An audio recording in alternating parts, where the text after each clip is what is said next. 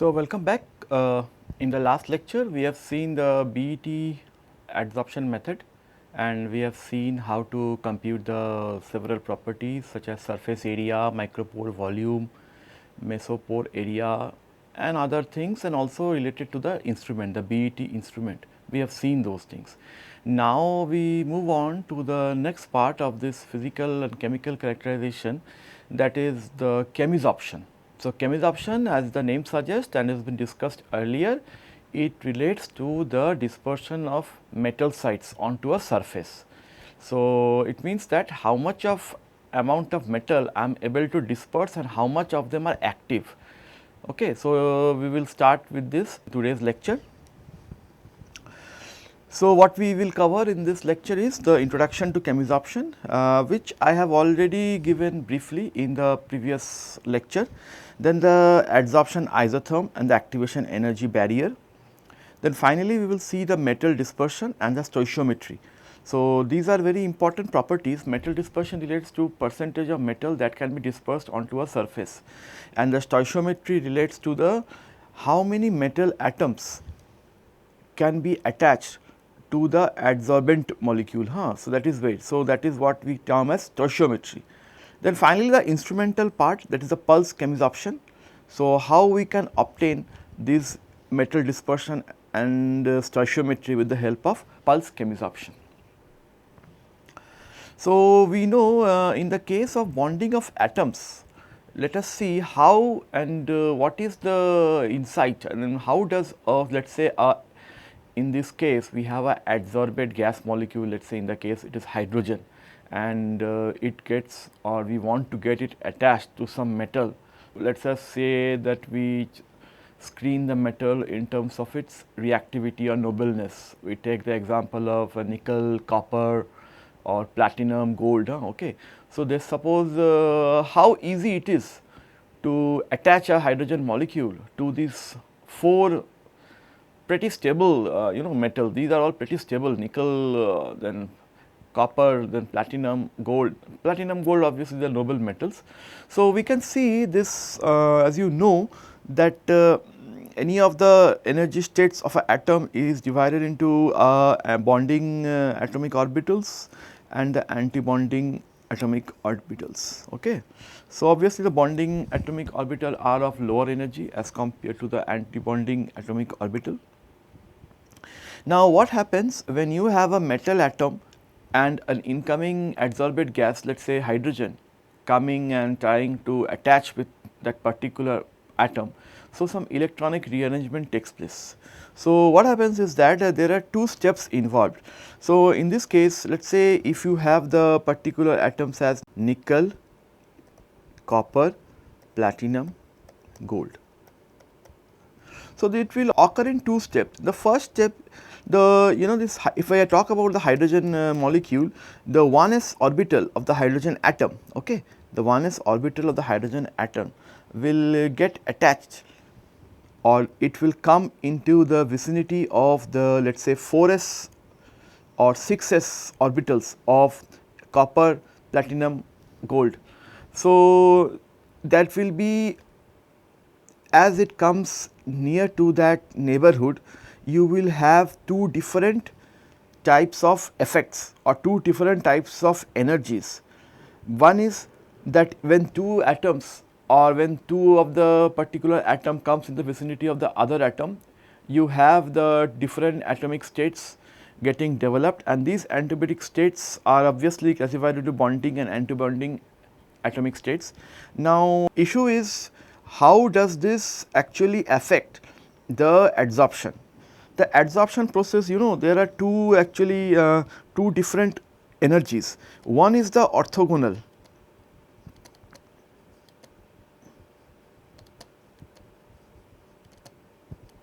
orthogonalization, and the second is the hybridization.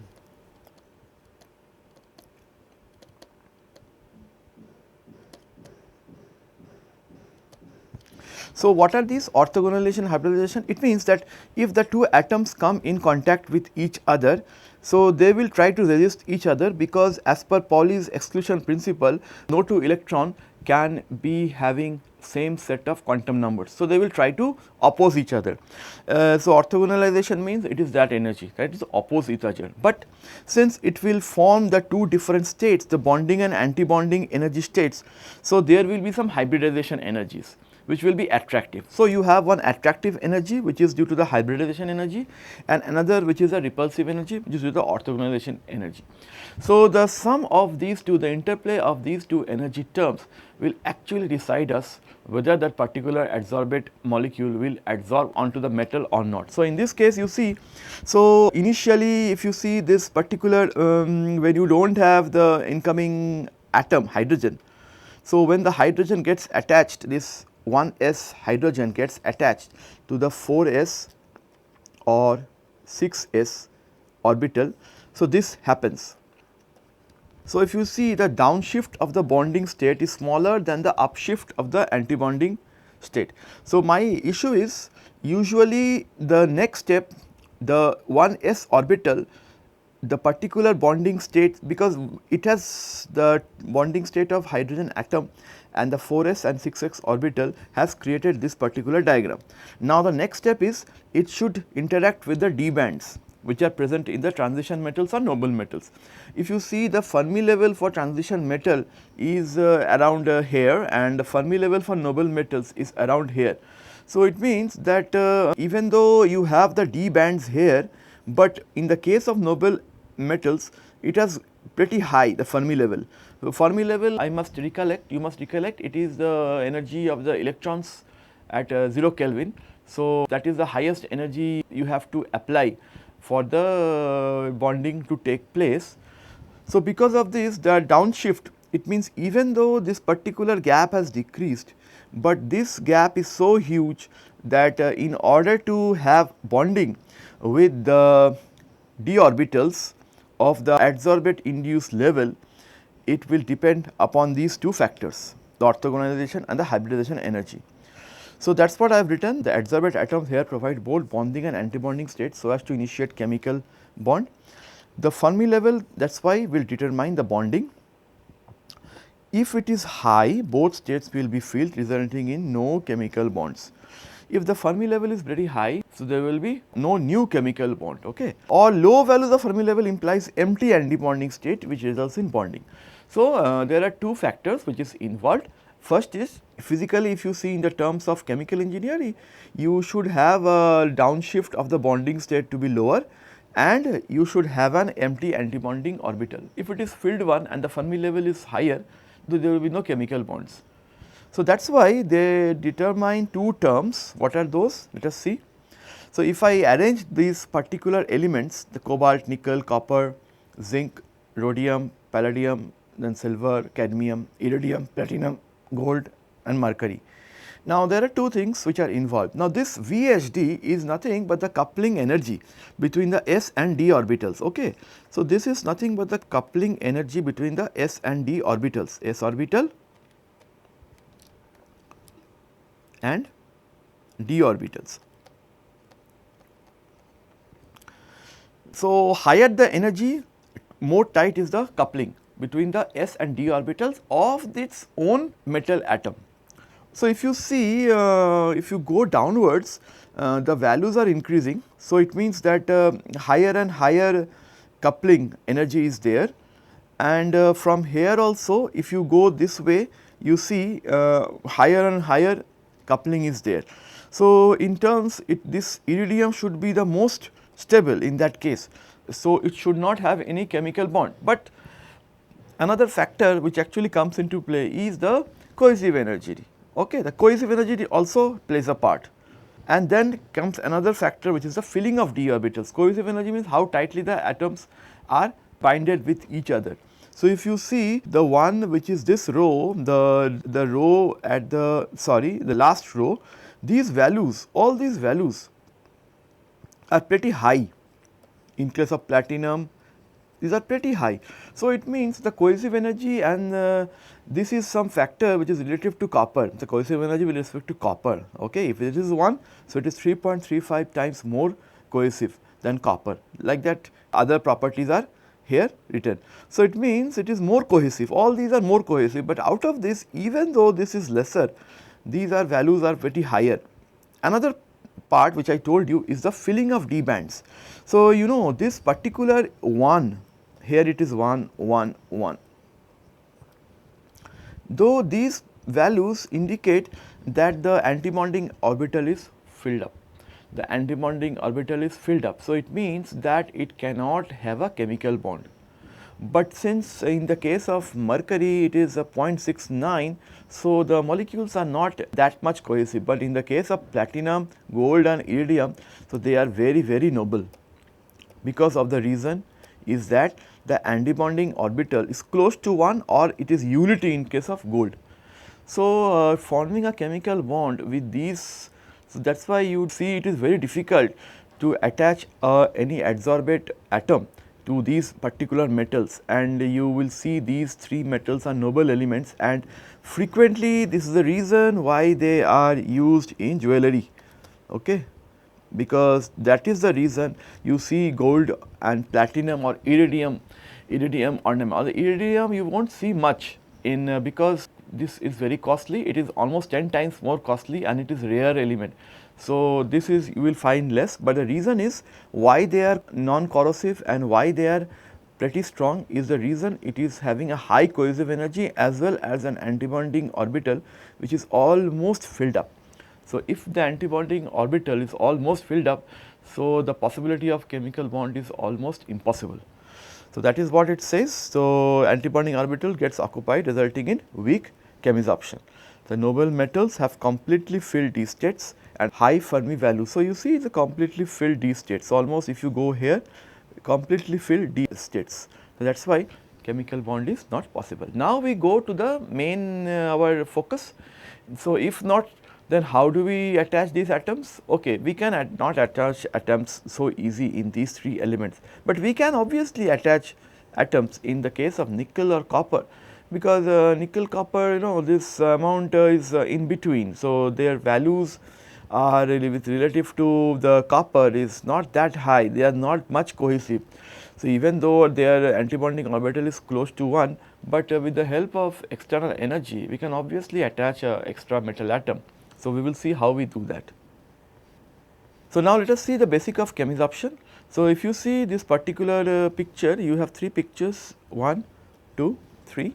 The blue spheres represent the surface molecules. Surface molecules means the adsorbent molecules. The green spheres are the active sites. It means that not all the surfaces you can attach a particular atom. It is only those surfaces or those sites you can attach which are active in nature. The green colors are the active sites and the red ones are the incoming adsorbate molecules. The incoming adsorbate molecules will obviously attach only to the green ones, which is the active sites, and you see it is getting attached.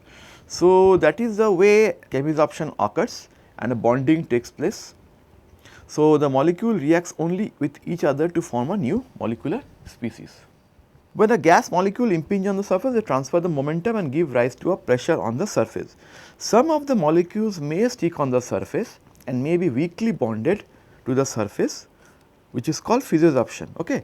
So, now even you do not give any energy, they may stick, they may still stick to the surface, and if they stick to the surface, this is similar to like physiosorption. It means there is a van der Waals interaction. But if the interaction is stronger, then it is called chemisorption. So, for example, carbon monoxide I can attach to a atomic plane of 111. So, here if you must have been knowing this 111 implies the Miller indices. So, if you are having a atomic plane on nickel, you can easily adsorb carbon monoxide, then it will be chemisorption. So, during chemisorption the entities of the molecule may also break up, because it may not directly happen that carbon monoxide as a total molecule gets attached to the active site. It may break up, it may dissociate. If it dissociates, then the different atoms may take different sites. Okay. So, that is called dissociative chemisorption. So, what does chemisorption do? It exploits the high reactivity of noble metal surface atoms. So, it allows them to react with small molecules such as hydrogen, oxygen, carbon monoxide. It counts the number of molecules that have reacted, and it should also know the stoichiometry of the reaction.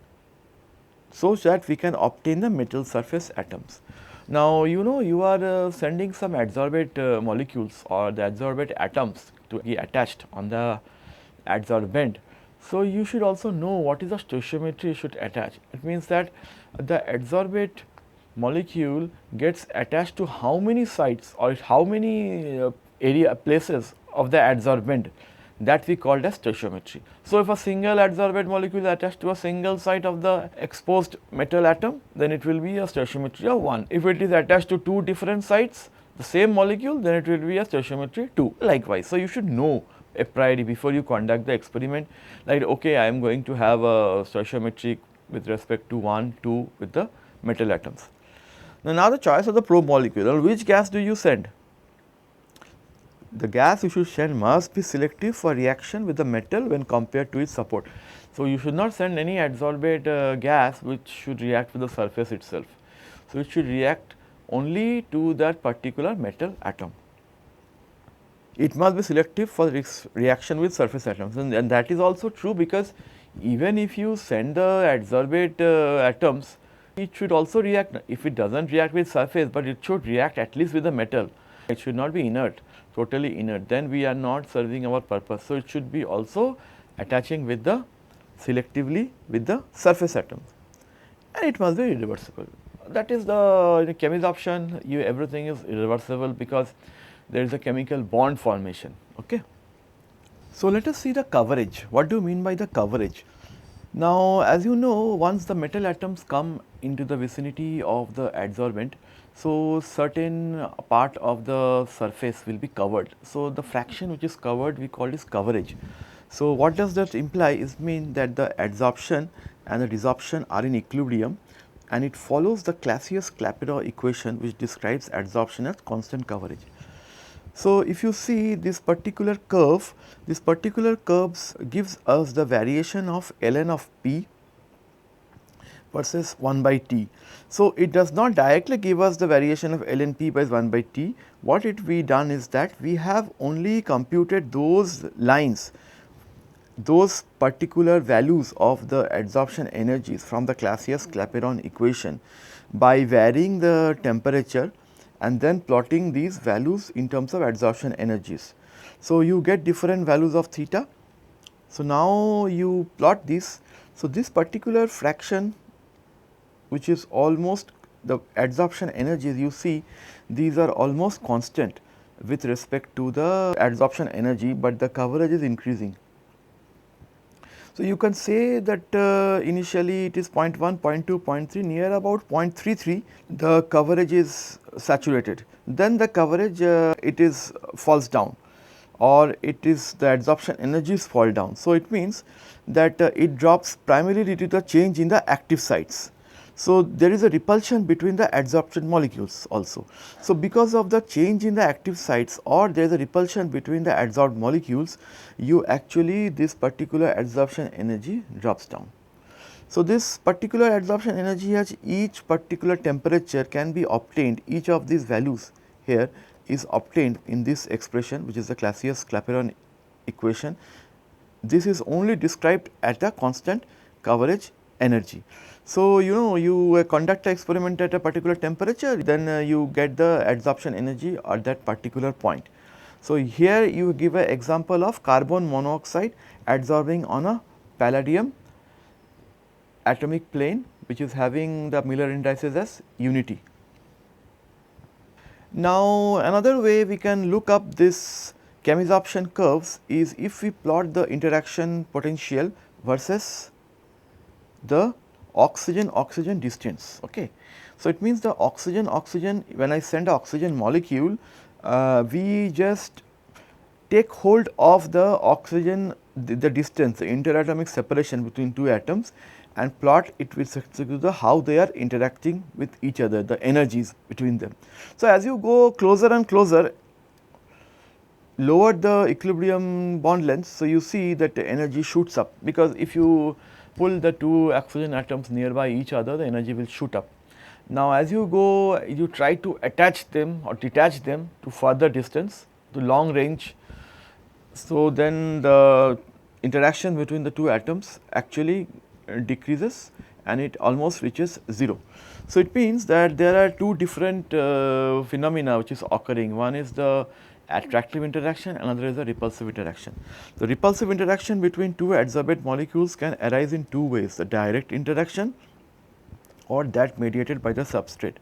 Direct interaction arises from the dipole-dipole interaction. Okay. The dipole-dipole means due to the charges of the adsorbate molecules. Electronic arrangement of the substrate, while it is known to called indirect interaction. Okay. Suppose the substrate is influencing the electronic rearrangement of both the substrate and the metal atom, then it is called indirect interaction. So, one is between the adsorbate molecules, another is between the adsorbate and the surface. This is similar to what we saw for physiosorption, similar thing. So, you have two different interaction between the molecules and between the molecule and the surface. So, obviously the attractive interaction are mediated by the substrate, because the substrate is having a chemical bond with the incoming molecule. This shows the interaction potential between the two atoms adsorbed on a ruthenium surface.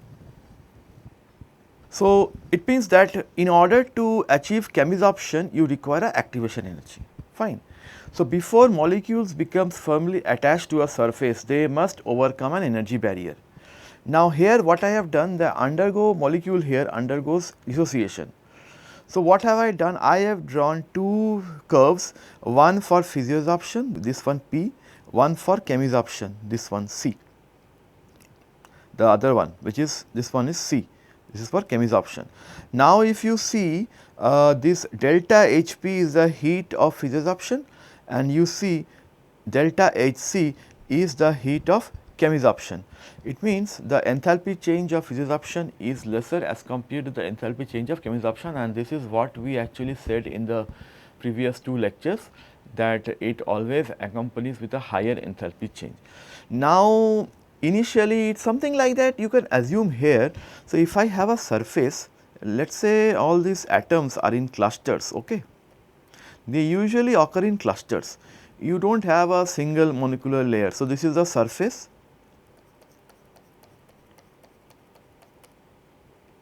This is a part of the cluster, I am just making an outline. Now, the incoming, let us say you have an incoming hydrogen atom. Now, what happens is that when you at low, so what happens is that they will come together.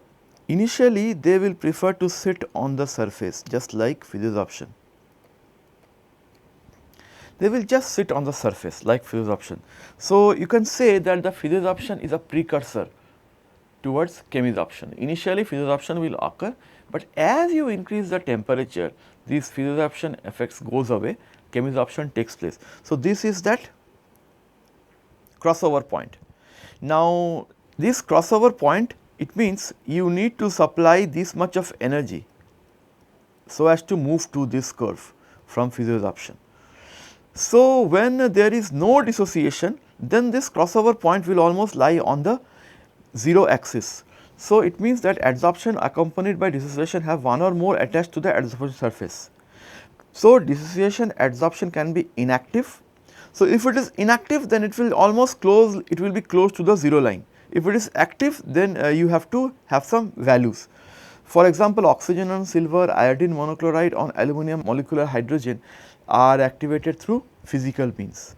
Okay. So, this is the crossover point. These crossover points actually gives us the transition from physiosorption to chemisorption. So, it should obviously overcome an energy barrier, and that is this energy barrier. The dissociation, absorption and adsorption usually occurs on metals in their inactive state is listed homolytic. What is this homolytic? It means it has a formation of single bond, the two atoms bonded with separately, the electron pair connecting two hydrogen atoms is shared. For example, in this case, in the presence of catalyst, hydrogen gets split into two hydrogen atoms, and the two hydrogen atoms are attached to different sides of the catalyst. Heterocyclic bond occurs when during the dissociation, the adsorbate molecule splits asymmetrically. This usually occurs in 3 center adsorption or more. For example, are water adsorption on magnesium oxide, H2S on zeolite, or methane on iridium. So, what is the reaction happening here? Magnesium oxide and water So, magnesium oxide water will give magnesium hydroxide, or if you have the hydrogen sulfide adsorption in zeolite. So, hydrogen sulfide will break into hydrogen sulfide ion and a hydrogen ion. This hydrogen ions combines with the oxide ion to form hydroxyl ion. Or when you have methane on iridium, the methane on iridium means it is breaking up asymmetrically, the methyl group and a hydrogen group. So, that is what it is. So, you get this, for example, the example of methane and iridium can be visualized here. You have a methyl fragment here and a hydrogen atom fragment here. So, what do you mean by talking about activated and non-activated adsorption? What do they mean? The activated and non-activated adsorption is something like this. Again you see this one is the physisorption curve and this one is the chemisorption curve. This is the so you see this one. So, this is the activated adsorption. So, if you see, this is the amount of heat energy you require so as to dissociate the particular adsorbate gas into its constituent atoms, this amount of energy you required. Okay. But physisorption you do not require. So, you directly start from x2 which is equal to 0. So, you keep on doing it, but at certain you know, if you increase the temperature, keep on increasing temperature, and you will subsequent hit the chemisorption curve at this point. So, this is the activation energy you require through temperature you need to supply from outside to enhance the or to start the chemisorption. So, in the case of chemisorption you require this much of energy, then you follow this blue path. So, obviously when you reach this point you are leaving the physisorption zone and then you go with the chemisorption zone, you have supply this amount of energy and then these atoms are binded. In the case of the non-activated, which I just now discussed, the brown curve which is physisorption curve lies below the 0 axis. So, it means that the this as non-activated means this is the difference. So, it is lying below the x axis, one is above the x axis, one is below the x axis. So, above 0 the dissociation needs to be activated, below 0 there is no need for activation, you will have a spontaneous activation. So, if you just simply apply the temperature, there is no activation required. So, you will get a physisorption curve. Now, what happens when you start chemisorption? So, the plot above or the plot above means the plot here illustrates the isobaric variation in the amount of moles adsorbed as a function of temperature. So, it means in this y axis you have the quantity adsorbed and in the x axis the temperature. So, you have the two isobars present here, the isobars of physisorption and the isobars of chemisorption. The isobars of physisorption is given here, chemisorption is given here. So, initially when you increase the temperature there will be physical adsorption, but this will keep on decreasing, the physical absorption will keep on decreasing. Then suddenly at a particular point you will show that particular curve is changing its track. So, if it changes its track, so it is in a transition phase, it is going towards the chemisorption curve. So, this intermediate region you see the quantity absorbed is higher. It means at this region the chemical bond formation starts to take place. Okay? The chemical bond formation will start to take place. So, the curve goes higher and higher, it means more and more quantity is absorbed. Then it again dies down. So, obviously you will able to absorb only that amount based on the metal atoms which is present. So, this is what you call the variation of temperature on adsorption. Now, stoichiometry, as just now I explained, it often characterized by the average number of metal atoms with which each gas molecule interacts. It is widely accepted that hydrogen is dissociated into two atoms. Thus, each hydrogen atom then reacts with a single metal atom. So, in this case, the hydrogen molecule is bound to two metal atoms. This stoichiometry is quantitatively said to be 2 for the desired surface reaction. So, just what I summarized earlier. So, it means the hydrogen breaks into 2 atoms and each atom will react to the surface. So, there will be 2 atoms reacting to the metal surface. So, it will be 2 stoichiometry. Bonding with more than one metal atom may be possible by the adsorbate molecule. If such an event, it may not undergo dissociation as shown in the right hand side. So, if you it may not undergo dissociation. One common example is the adsorbate molecule carbon monoxide, which usually bonds in a ratio of 1, but may initiate a bridge between the desired metal ions. The outcome of such an event results in a stoichiometry of 2. Ratio lesser than unity such as hydride or carbonyl group should be avoided. So, there are two ways of looking at this actually basically. One is your atoms get broken, or another is your atom does not get broken, for example carbon monoxide, but they gets attached like this to the metal atom. But here it may attach like this. So, the bond does not get broken, but it is getting attached through a bridge structure, then also it is 2, stoichiometry is 2. This is also stoichiometry 2. So, it means that one molecule is attaching with 2 metal atoms, here also one molecule attached with 2 metal atoms. Only difference is here it is dissociating, there is no dissociation. But the ratio lesser than unity should be avoided. For example, in hydride or carbonyl group should be avoided. If it forms a carbonyl group with a particular metal atom, then it forms a lesser than 1 stoichiometry. So, when we look up the metal atom dispersion on surfaces, so metals such as platinum alumina, platinum carbon or nickel alumina are deposited on the surface of catalyst and adsorbent. These are commonly known catalysts. These metals perform the function of active sites. So, this is how they are clustered together. Typically, these metals are found in clusters on the surface. These are clusters. So, only those atoms which are actually exposed to the surface can take part in the chemisorption. So, the internal one like this one and this one will not take part in the chemisorption. Okay.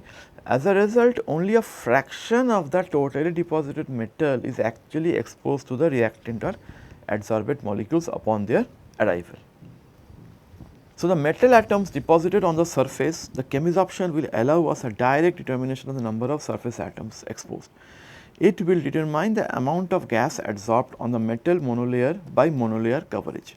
So, this is the expression where you compute the metal dispersion and the active metal surface area.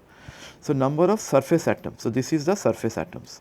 So, this one is a surface atom, this one. Okay. While NT means here all the ones together, all the atoms here together.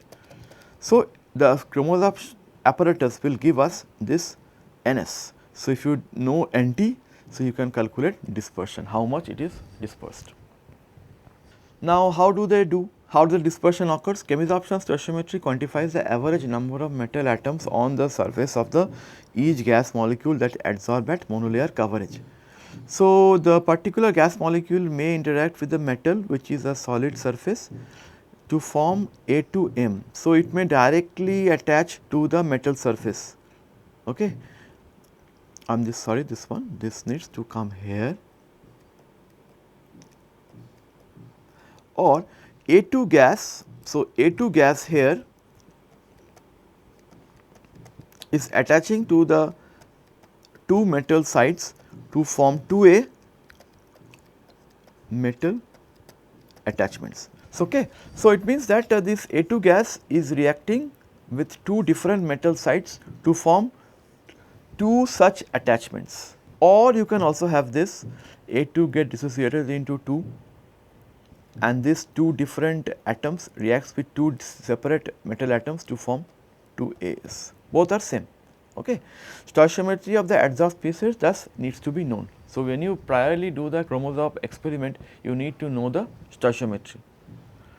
So, but how do we measure this? How do we measure this stoichiometry, the dispersion, how do we do that?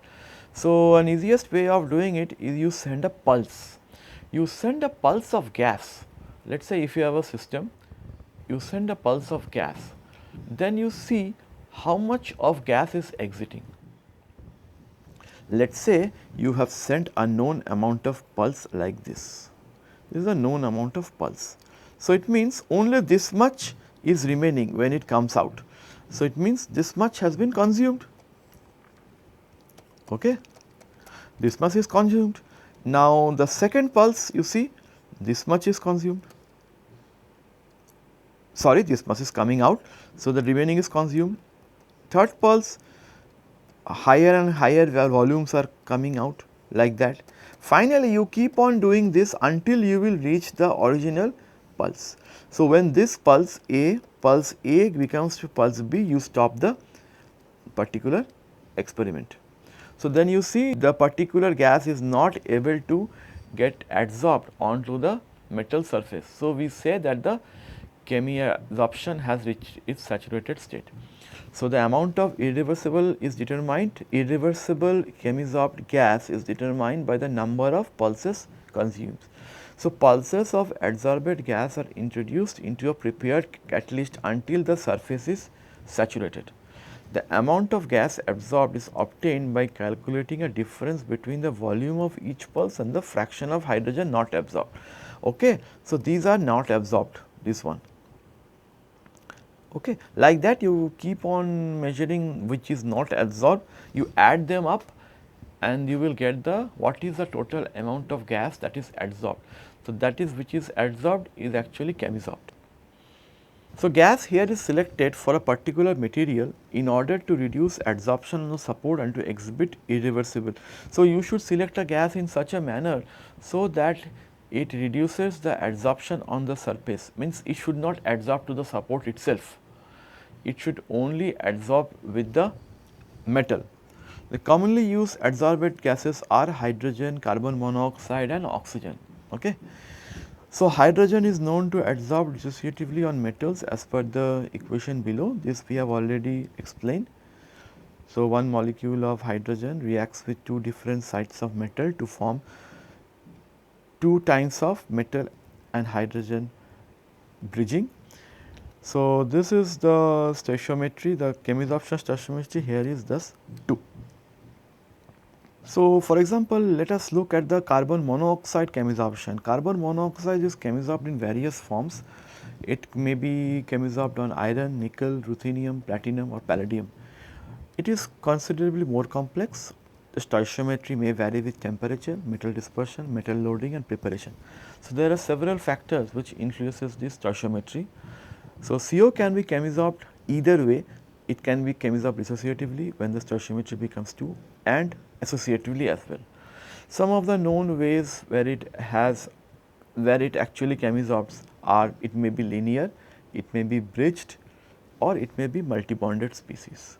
Either of these, and the relative proportion of the various forms depends on the applied temperature, pressure and the metal atom. So, when you adsorb the carbon monoxide onto the metal atoms, you may have different sort of association. So, it may be linear, bridged, multi-bonded species like that. So, all of them may be present simultaneously. Okay. And this will depend on the temperature, pressure and the metal atom size. So, this is actually a chemisorption setup. This is a particular sample tube, the furnace, sample tube it comes inside. Now, what you do is you have this argon. Initially what you do is argon gas and these are inert gases, pretreatment gases. So, pretreatment gas is something like you are trying to take out all whatever gases which are present inside. Then what you do is send a mixture of the hydrogen gas which is the adsorbate gas and the inert gas. The inert gas and hydrogen gas are mixed in particular proportion and sent inside this. Then the gases which are coming out, they are then captured in the thermal conductivity detector and which has a Wheatstone bridge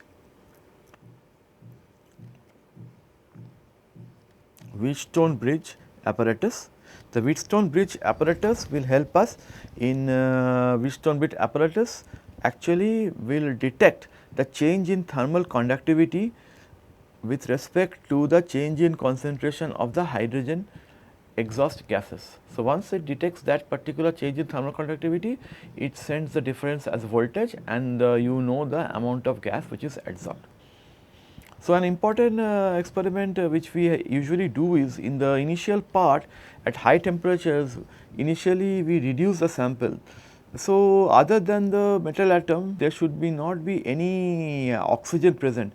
So, it is initially converted to a metallic form, for example, nickel oxide to nickel. If you are trying to see the dispersion of nickel atom, so you should convert the nickel oxide to nickel. so that there is no oxygen present, otherwise you will get an incorrect result. Once you do that, when it is reduced with a stream of hydrogen, the chamber is then flushed with an inert gas such as helium to remove any adsorbed gases and to maintain the high temperature. Then you cool the analysis temperature in inert gas condition and give pulses of adsorbed gas by syringe or loop at desired temperature. The pulses are continued until the sample is saturated. So, this is an actual chromosorb apparatus which we have in our lab. This is the Micrometrix Chemisorb 2720. Micrometrix is the company which actually manufactures this chromosorb, this apparatus, and this is the model number. Now, this is the entire chemisorption setup. Now, you see this is the furnace, this is the furnace, the cold trap, then this is the flow path. What is the flow path? Whether you want to, you want to send it the gas for pretreatment, or you want to just flush out the gases which are present after the reaction. So, these are flow path options. And then you have the selection for the carrier of preparatory gas, a digital display. Okay. Then this is the preparation port. Preparation port means you fix the inert gas and the actual gas ratios you fix in the preparation port. And this is particular this instrument. I mean, this is a particular this shows up the temperature and pressure. You can fix the temperature and pressure inside the furnace, then you carry out the experiment. Okay. So, then we see other options also. So, this is what you see now, it is much more clear. So, path select, whether you want to, that just now I was telling, the sample you want to send the gas to the sample, or you want to send the gas as a bypass. Then you have several carrier gas options here. Okay. Then you have the injection port, then the short path flow options, the long path, then this is the cold trap. Okay. Then you have the furnace here. Okay. The analysis or the preparation port here. Gas flow rate you can fix up. Some other options are also there, which you might be knowing, or we will be learning once you do the experiment. And you have the different the detector signal, the detector signal means this is where the TCD signals comes out. So, the difference in the thermal conductivity are actually sensed in this detector signal, and these are the different carrier gases which you can actually send. Different carrier gases, there are 4 options, the preparatory gas, and these are different these options or different accessories which are available. So, in the next class what I will do is that I will let you know how from this particular chromosome apparatus we will be able to get the the amount of the volume of hydrogen or carbon monoxide getting adsorbed. So, it will be more of a numerical exercise where you will come to know how much of gas is adsorbed at what condition, and how you can compute the active surface area or the active metal area or the percentage dispersion of metal. So, now let us see the output from this chromosorb equipment. Okay. This output is usually recorded in terms of pulse of adsorbed gases that has been consumed at every cycle. So, we have seen these instruments, now we go to these pulses. So, somehow it is inverted. In the case of actual chemisorption apparatus, it is actually inverted. These are nothing but these are converted. So, the TCD signals which are in atomic units are converted. So, then we actually see what is the pulses actually which I showed in the earlier slide. So, this is something like that is inverted. So, you have the TCD signal and the y axis, and on the x axis is the time. So, you are sending, let us say this is the pulse, that is the input pulse which you are sending. So, you can say that this amount of gas is adsorbed in the first cycle. Likewise, second amount of gas is adsorbed second cycle, the third cycle, like that, and then it decreases as you go or increase the time. So, that is what we say that the TCD signal actually records the difference in the thermal conductivity. So, what the difference in thermal conductivity imply that it senses the thermal conductivity difference of the the carrier gas, which is the inert gas, plus one which is the actual adsorbate gas, and with the sample gas, which is the reference gas. Reference gas is actually the pure gas, pure inert gas. So, once it senses this difference, it will record the change in thermal conductivity detector, and this TCD detector changes is actually as output of this chromosorption file. So, this is how it senses actually the TCD detector. This is the heart of the process for chromosorption. So, chemisorption. So, TCD is composed of 4 tungsten rhenium filaments and it is connected by a Wheatstone bridge. So, Wheatstone bridge, you must be aware that the Wheatstone bridge is there are these 4 bridges. So, these if you see their nomenclature as S1, S2, R1, R2. So, S signifies for the sample gas and R signifies the reference gas. So, what it does is a current passes through the filaments, obviously will heating them. Now, when the current passes through the filament, so it means the carrier gas will now travel over the filament at a steady pace, eliminating heat. So, when there is nothing, no adsorbate gas, so if current is passed, so heat is released, so heat is then cooled by the carrier gas. So, this is nothing, no adsorbate gas is given. Now, when you give the adsorbate gas, this is a sample gas, the sample gas will have a combination of both the reference gas as well as the adsorbate gas. So, we know the sample gas and what is the reference gas. So, what it will do is that the 2 filaments now here are exposed just to the carrier gas. Right now initially it is the reference, the 2 of the, there are 4 filaments in the previous slide, okay. The 2 filaments are adsorbed to the, are exposed to the carrier gas, while the other 2 are subjected to a carrier plus sample flow, okay. So, those which are given names such as S1, S2, those are sample gases, and the one which is R1, R2 are the reference gases. Molecule with a lower thermal conductivity than the carrier gas will travel between the 2 sample filaments. The filament temperature will obviously rises, therefore altering the resistance. As sample molecule pass through the detector, this resistance change, because if it is lower conductivity, then obviously the electric current is passing through, the temperature will rise. So, it will then detect through the resistance. How does it alter the resistance? So, this resistance change is actually what it detects, the chemisorption equipment, because this resistance change unbalances the Wheatstone bridge circuit, resulting in a detectable voltage change and generating the peak. So, the peak which you saw in the 2 previous slides is due to this TCD difference. So, if you see the, now you see what are the difference of this carrier gas and adsorbate gas. So, if I take up the example of 2 carrier gases, the helium and argon. So, helium you see it is around 142 in milliwatt per meter per Kelvin at this particular condition, temperature and pressure, while for argon it is very less. For adsorbate gas it is 24, these are the 2 adsorbate gas. Let us suppose we are either depositing carbon monoxide or depositing hydrogen.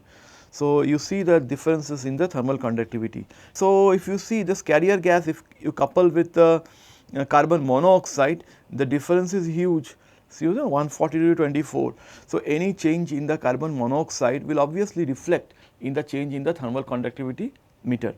Same way, if you see for argon and hydrogen, the difference is 16 and 168. It means if you take up the sample of argon and hydrogen and send it together as a sample gas, you will see some sense of change in the detection of the, the change in the difference in the thermal conductivity that is recorded in the instrument. So, that is why the principle of how it detects the adsorption of gases through the change in thermal conductivity. Now, we have done all this. Now, let us see an example or what happens if you do an actual adsorption. I mean, how do you compute or calculate this active surface area or the metal dispersion in percentage. But prior to that, we need to know the different formulae, how the formulae and is actually written and how you convert the actual volume at some random temperature pressure to standard temperature and pressure. So, the first definition comes of the volume of active gas injected. So, volume of active gas injected at standard temperature and pressure is nothing but the syringe volume. So, syringe volume you must have seen in the instrument, there is a particular place where you can insert the syringe volume. So, that you know, so that you actually fix, that you can fix for the user. Then if you try to note the ambient temperature, then this is standard temperature, then the ambient pressure, standard pressure, and this is A. What is this A? A is nothing but the area, okay, the area, the volume. What is the area means, what is the dispersed area, something like that. So, how much you have sent. So, the volume adsorbed will be written in this manner. So, total volume adsorbed is nothing but the injected volume by the m. M is the, this should be small m. M is the mass of the sample in gram. Then what you do is, you have these different peaks coming out like this. So, these are the areas, okay, A1, A2, A3, okay. So, this area you write down like this, you keep on going and at infinite time. So, this let us say AF, this is the final time where the corresponding to prior pulse was almost of the same height. So, there you stop, so that will be AF. So, you sum it across the number of points. So, let us say 1, 2, 3 like that, n number of points. So, this is your n.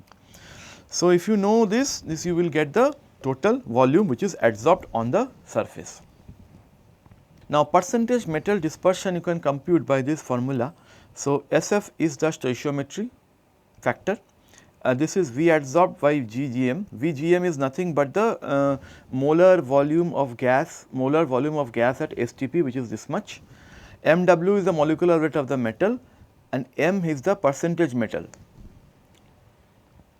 okay, percentage of metal which you have actually prepared. I mean you are preparing something, you know how much percent of metal you have actually inserted into the sample, okay. So, and you also know the molecular weight of the metal, it is those properties. So, if you know the adsorbed volume, you can, and stoichiometry, you can easily calculate that percentage dispersion. Now, the active metal surface area, this is similar like surface area in BET. So, it is nothing but the product of the stoichiometry which you again know, then the adsorbed volume by this is the same factor, adsorbed volume by the molar volume multiplied by the Avogadro's number. Now, instead of this Mw by M, you have the Avogadro number, and A is the cross sectional area of the active metal atom in meter square. So, in this what you do is, you suppose you do it for platinum. So, you know the metal atom of platinum, what is the radius. So, it is that radius and that cross sectional area. So, let us see one example. So, let us example is, I want to deposit carbon monoxide over 0.5 weight % platinum on alumina. So, now you see I have I know that the 0.5 weight % of platinum is the one which I have taken, okay, and I want to deposit on alumina. So, if that is true, then how do we do the calculation? Now, what I do is I record the sample weight. Let us say the total sample weight is 0.8353 gram. Now, as I told you, this entire platinum and alumina needs to be first reduced. We need to be, we need to ensure that there is no oxygen present, because if there is oxygen present, you send this carbon monoxide, you may get incorrect result. So, you reduce all the oxygen which is present on the surface for at least a volume of 15 centimeter cube per minute for 2 hours. So, this is that you are reducing to make it ready for the further adsorption.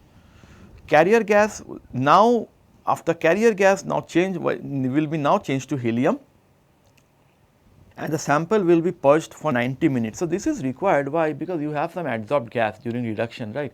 So, you need to be very particular that no other gases present inside the sample system. So, that is why you actually purge it with the inert gas. The inert gas here is helium. Now, again you cool it, because you do not need to have very high temperature to doing the chemisorption experiment. You cool it in a stream of helium. Now, you prepare this 10% of carbon monoxide in helium as the sample gas. So, you then inject this carbon monoxide injection. So, after every 3-minute interval at ambient temperature and atmospheric pressure. So, each injection was of the same volume. So, now whenever you inject at every 3-minute interval, your injection should be of the same volume, okay, otherwise you will get different pulse. So, now you may ask why we need a helium, why do not we do directly carbon monoxide? This is not possible because see, this carbon monoxide and helium together is a sample gas. This actually is compared with the actual pure helium in the Wheatstone bridge, because you need to detect the change in the thermal conductivity. If you only send carbon monoxide, it will not detect, it will detect with whom? Nothing. So, it means you have to add up with inert gas and then you deposit it, so that you can easily record the changes in the thermal conductivity. So, now what do we get? So, what do we have here now? The syringe volume you are fixing 0.5 centimeter cube, ambient temperature is this much, ambient pressure is this much, standard pressure is 760 mm, and this is the percentage A. You know, this is A means the one we described, the injected volume, there was a A factor. It is how much you are adding carbon monoxide in the carrier gas. So, there are two things, the adsorbate gas and the carrier gas. Here carrier gas is helium and the adsorbate gas is CO, and together they are called as sample. Standard temperature is 273. Now, if you want to find out the injectable volume at standard temperature pressure, you multiply the syringe volume and you plug in these values. This you already know, this you already know. So, this all this you know actually. If you know, then you convert this to injected volume to be equal to 0.0453 centimeter cube. So, you have only centimeter cube here, everything else gets cancelled out. So, this is Kelvin Kelvin, this is mercury mmHg, and you have this percentage value. So, you get only in centimeter cube. Okay. Now, you do the chemisorption experiment. See, now injected volume you have found out, it is 0.0453, and the mass of the sample now you can change as 1 gram, and the area of the last peak is this much. So, area of the last peak means it is the area of this peak, because from here the more or less the pulse remains the same. So, the area of the last peak is, you found out from this expression. See, what you have is 1, 2, 3, 4, 5 different columns. So, this is corresponding to peak 1, this is peak 1. So, peak 1, if I write down like this, peak 1, 2, 3, 4, 5 like that. So, if you see peak 1, so area is almost 0. So, it means if I insert this value as 0, 1 minus A minus AF. So, the just this, I mean this expression is 1 minus AI minus AF, this should be this much AI minus AF. So, 1 minus AI minus AF is nothing but it will be 1, because this term becomes 0. So, you have 1 here. So, it means the entire thing is consumed. So, whatever adsorbed volume is this much. So, whatever volume you have injected, everything is consumed. Second one also, if you see, is almost close to 0. So, it means again the same volume is consumed. So, it means I have added up 2 pulses. So, you get 0.053, it is cumulatively added 0.0906. Now, from 3rd, 4th, 5th onwards, if you see, this has some area, So, it means that if I have some area here and it subtract from 1, so it actually something like goes down. So, if it is goes down, it means your adsorbed volume will also goes down, and you keep on adding the volumes after every instant.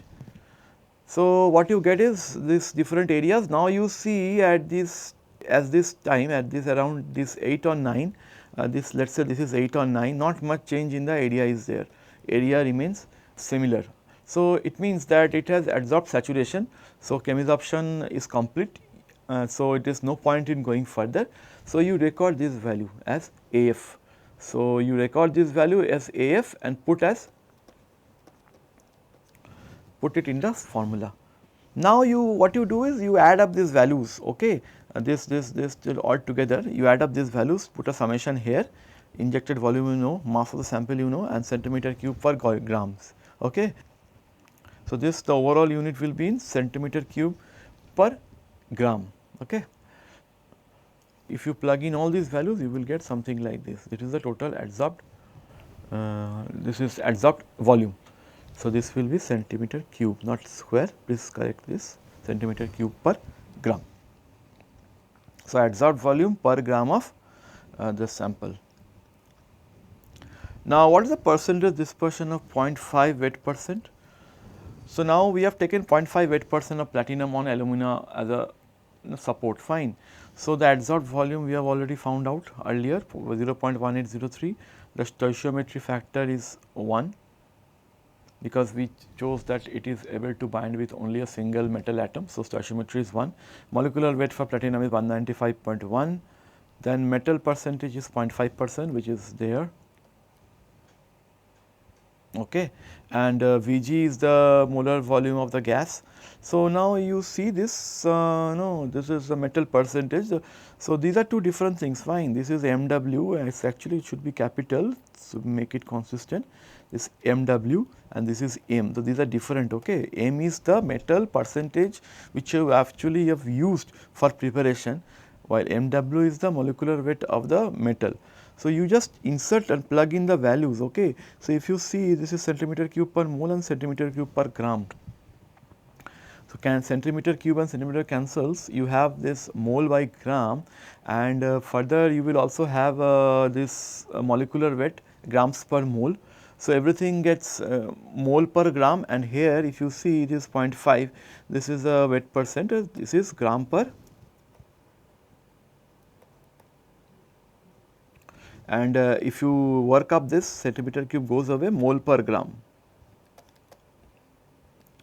So, this entire thing becomes mole per gram and gram per mole, it cancels out. So, ultimately it is unitless, it is only a percentage. So, percentage dispersion is nothing but 31.4%. Okay. And then you can also find out the active metal surface area. What is that? Again you have these values written here, just change with this Na. This is same as earlier, you have centimeter cube per gram, centimeter cube per mole. Now, Na will be molecules per mole, and here this A is the area of one metal atom of platinum is 0.08 nanometer square. So, this 0.08 nanometer square you convert into meter square. So, it means you divide by 10 to the power of 18 nanometer square. So, if you do that, ultimately it is meter square here, these gram per mole. So, this meter square will be there, and you know, mole cancels out from here and the centimeter cubes cancel out, what you are left with only meter square per gram. So, this is what the active surface area is. So, as you must be knowing, what is this active surface area? The active surface area is the actual atoms which are exposed. So, you know, this as in the starting of the class, what I told you, these metals when they are deposited onto the surface, these are actually deposited in terms of clusters. So, it means when you deposit them into clusters, not all atoms are exposed. So, these are those atoms which are exposed. So, out of those which you have sent, only these many amounts, that is 0.0387 meter square per gram is the active sites. So, this is another way where we calculate the active surface area. So, we come to the conclusion of this chemisorption. So, you please refer to these books, especially the first book, Ertel and Wittkamp. This is the volume 2 you refer, where you will be able to find out the different chemisorption, adsorption, isotherms. Then you also refer to the NPTEL course, which is on the catalyst science and technology, which actually gives us the details of the chemisorption expression, the Langmuir, Temkin and the BET. Actually, since this particular class was regarding the characterization technique, so I did not go into the details of the derivation of the BET, isotherm, Langmuir, Temkin. So, you can go through this NPTEL course, then you will come to know more about this derivation part. So, thank you. So, this actually concludes our module 2, that is the physical and chemical adsorption. In the next module, we will start with our third module, which is the the interfacial and rheological properties. Thank you. We will meet again for module 3.